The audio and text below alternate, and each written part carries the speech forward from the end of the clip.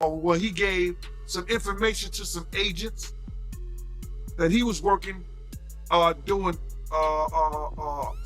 acts with Cassie, cross states, going back and forth, this, that, and the third. So it only takes one witness. So now, the reason they haven't went after for him because there's more to get into. It's more to get into. It's not only the African, it's the alleged, the guns, the alleged drugs. And I'm saying alleged because they haven't came out with any formal charges yet. But when they come out with some charges, bro, and you hit it, the Southern District of New York do not play. And people don't play with them. So I don't understand why this stuff ever even got to this point, but it is what it is. It is what it is, bro. The reason they haven't came down and got him yet, they going through his taxes. You hear what he said? They had all the people that he did business with. Hollywood is buzzing with intrigue as Eugene Deal, also known as Gan Deal, Diddy's former bodyguard, makes shocking revelations about Diddy's alleged connections to the Escobar network in Hollywood. These claims have now prompted the FBI to take action, leading to his arrest. They had a friendship. I don't know why their friendship fell out. Their friendship was before before Biggie and Pop. So I don't know why they fell out. I know every girl that Tupac had, Puff wanted and got. So, all right, what happened was that I guess Pac had got whiffed that Jay-Z was in town. Well, you know he gonna do a show because Jay-Z, he doing a show. But you gotta realize Jay-Z had became an enemy of Pac because I think he had said some he was gonna do a song with Big or whatever like that, the whole 9 yards. So Jay is now Pac's enemy. So it was just good business just to chill out with that. But they was trying to chill out the whole thing. They had a big meeting and Puff would send a representative or let Zip or Chaz represent him in the meeting. And then it came out. He also told Big that he had to watch Puff because Puff was gonna rob him blind. So you believe Kirk Burroughs when he say that, Diddy, he was jealous of the relationship between Tupac and Big? I don't know if I could say he was jealous with his relationship with Big. He didn't like Pac. It's something that happened between Pac and him that he didn't like it. So if my man or somebody that I'm working with is dealing with somebody I don't like, I'm gonna have a dislike for that relationship they have. I don't just think it's jealousy. I think it more was just a dislike and a hatred that somebody I'm working with is working with somebody that I don't like anymore or I got a problem with. So you feel like it was intentional when Diddy was getting with, the same woman that Tupac already had? Yeah. I think that he purposely went after the girls that dealt with Pac. Why you think he did that on purpose? Because when you have an envy of someone, remember Puff tried to get that Juice movie and Juice, but they gave it to Pac. So when you have an envy of somebody, if you can't beat them, the closest thing you could do is have what they got. Have what they had, or try to get what they got. Yeah, that makes sense. And Kirk Burroughs, he also said in this interview that Diddy, he would encourage Biggie to make songs that was beefy. I don't think Kirk Burroughs was correct on that because Biggie didn't write around Puff. Big always wrote wherever he wrote at and then went to record. If he wrote anything or came up with some kind of concept or something. You're not gonna find too many times Big and Puff was in the studio together where Big was recording. Puff may come in after the work is done and then add his little, take that. Bad boy. But Big always record, because like when we were doing the music to Bone Thugs and Harmony, Big said, I ain't right. He sat there and smoked up all their weed. And he waited till he got to New York and then came back with the song. Flipped their whole style. Big didn't ever write around nobody. Like, Puff never, told Big what to write and what not to write. Tupac was known for his sharp intuition and ability to read people's true intentions. He likely saw through Diddy and chose to distance himself, sensing something unsettling about him. What's the story behind Jay-Z being afraid to come out his hotel room because of Pac? All right, what happened was that I guess Pac had got whiffed that Jay-Z was in town. Well, he gonna do a show because Jay-Z, he doing a show. But you gotta realize Jay-Z had became an enemy of Pac because I think he had said was gonna do a song with Big or whatever like that, the whole 9 yards. So Jay is now Pac's enemy too. So Chaz Williams, who was over Black Hands. Black Hands was one of the labels who did that Black Gangster had every artist in New York on.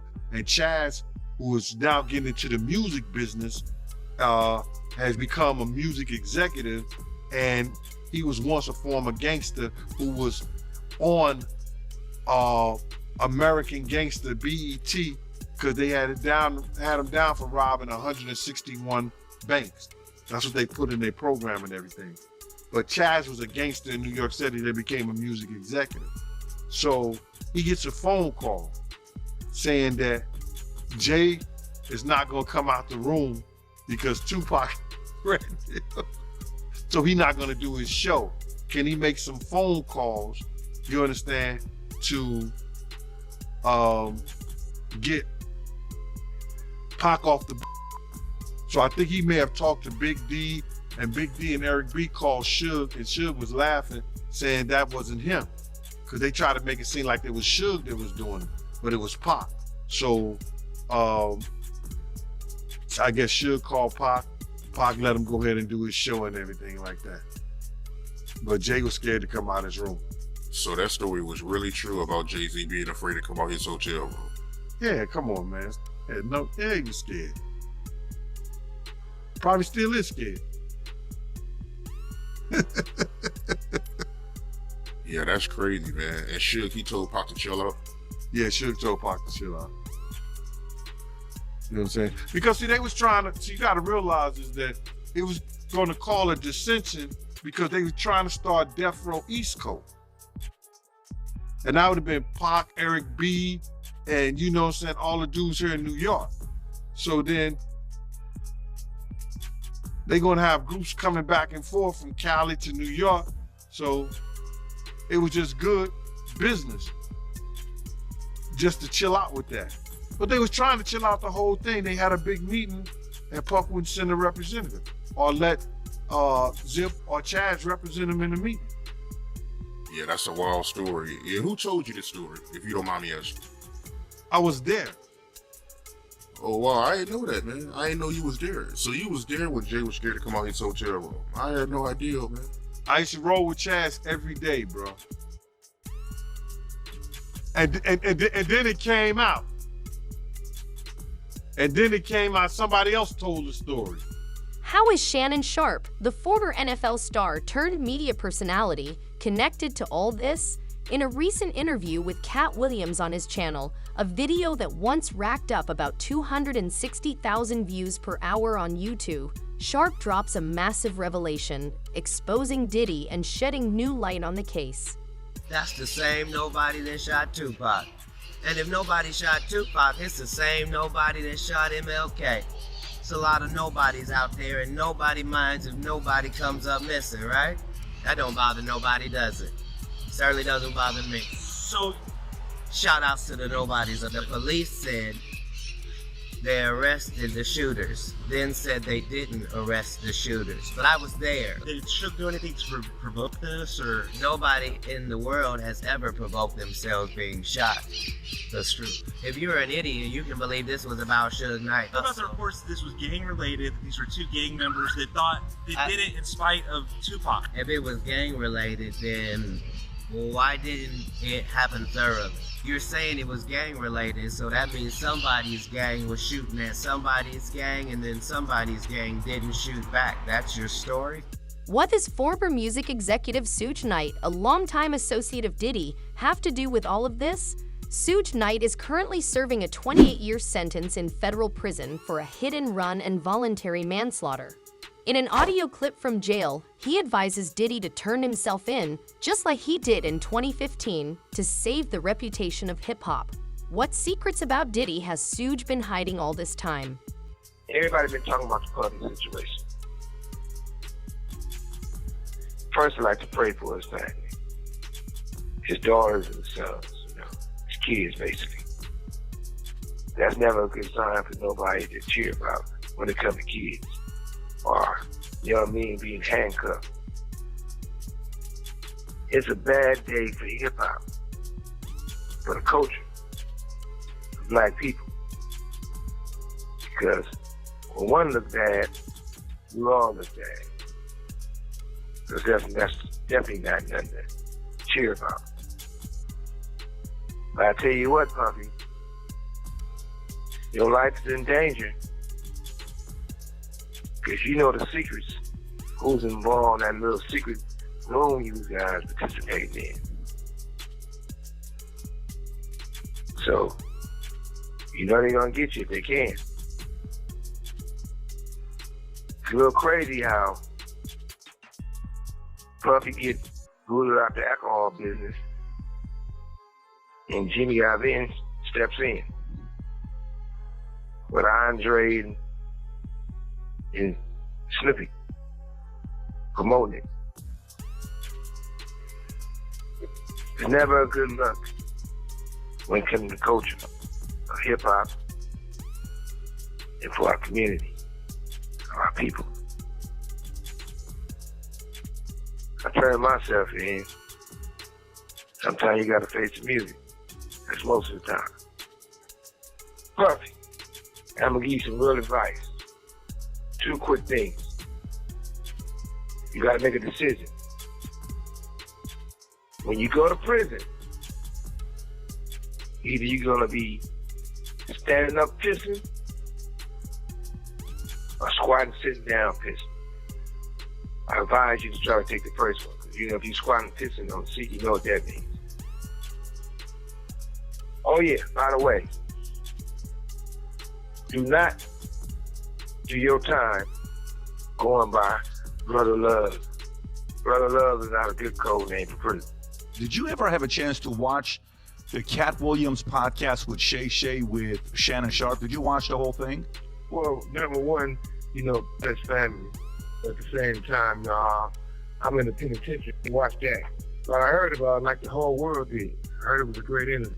Now, let me ask you, Suge, your experience with Cat. If for the audience, you and Cat have hung out, who is Cat to you? Is he a stand-up guy, good friend, relationship guy that you could trust? Oh, I can trust him. Okay. And I don't say that about too many people, but at the same time, Cat is who he is. And if you really want to understand Cat, he on tour right now. Go buy one ticket front row and you can hear it all. I'm telling the truth. So, I can definitely find out about Shannon. Even from there, you're selling tickets. You can't, no matter where you're selling. No, the only reason I asked this question is because when he did this interview with Shannon Sharpe, and I know you played in the NFL before, when he did this interview with Shannon Sharpe, everywhere, everybody was talking, but also people were quiet. I want to play one of the clips, Rob. If you can play the clip of what Cat said to Shannon Sharpe about Diddy. I just want you to hear this since you haven't heard the whole thing. This is just a snippet of what Cat said about Diddy. Go for it.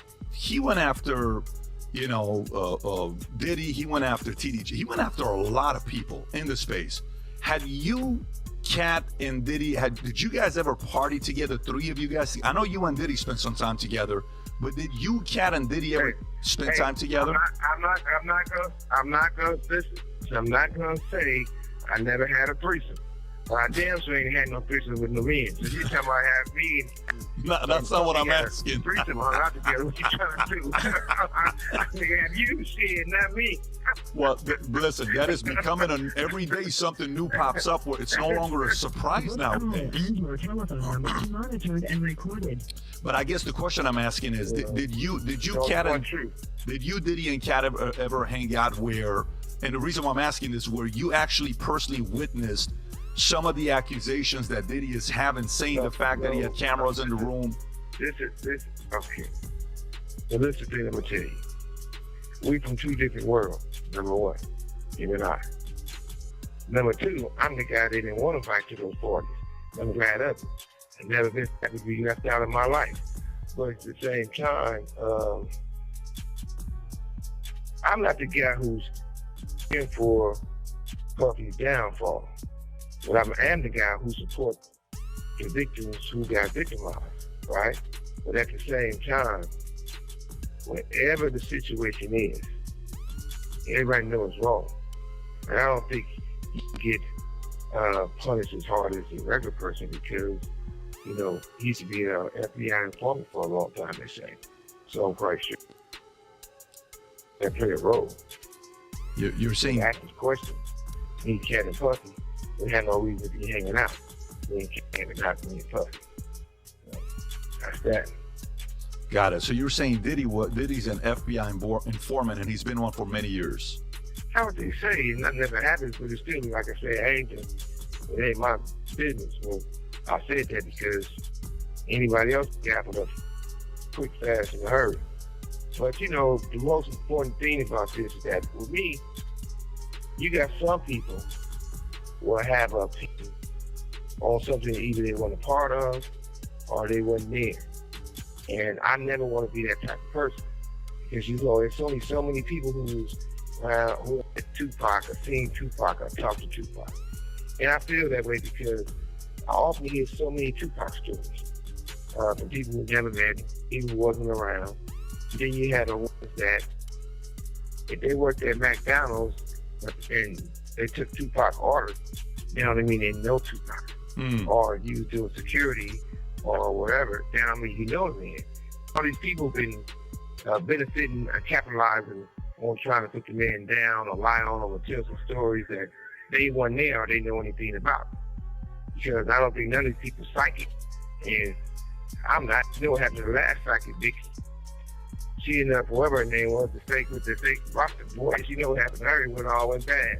So I don't like to speculate. So I just tell the truth how it is. As the legal battle between Cassie and Diddy plays out in court, a new conspiracy surrounding Diddy's alleged involvement in Biggie's murder is beginning to surface. In an old interview, Gan Deal recounts, step by step, what happened on D-Day. The strange part, Gan has been telling the same story for 20 years, and only now are the feds finally taking note. To reflect on the darkest times in your life, sometimes you gotta do that. I was I hit rock bottom, but I make no excuses. My behavior on that video is inexcusable. I take full responsibility for my actions in that video. I'm disgusted. I was disgusted then when I did it, I'm disgusted now. I went and I sought out professional help. I had to go into therapy, go into rehab. I had to ask God for His mercy and grace.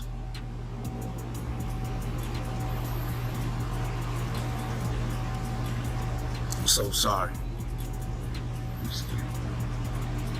But I'm committed to be a better man each and every day. Can we trust Diddy's apology after everything he's done to Cassie? The flood of lawsuits that have poured in has led to a grand jury indictment, and the feds are closing in.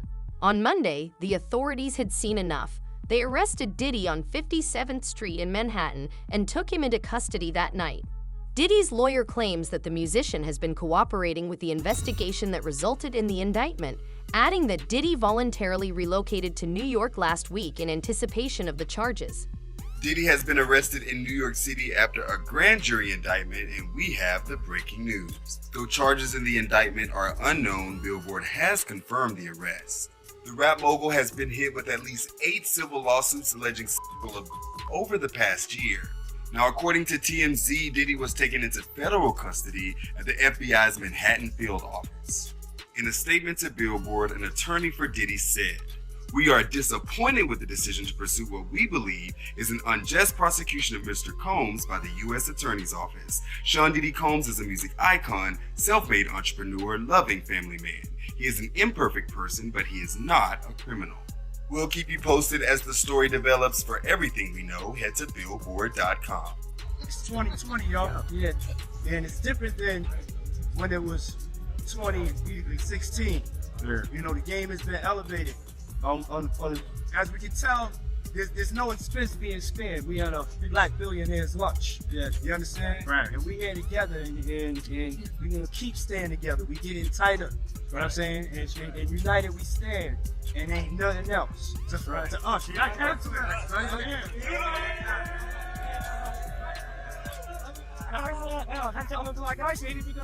So, what do you think? Is this just another escape for Diddy, or is he really behind bars for good? Let us know in the comments below.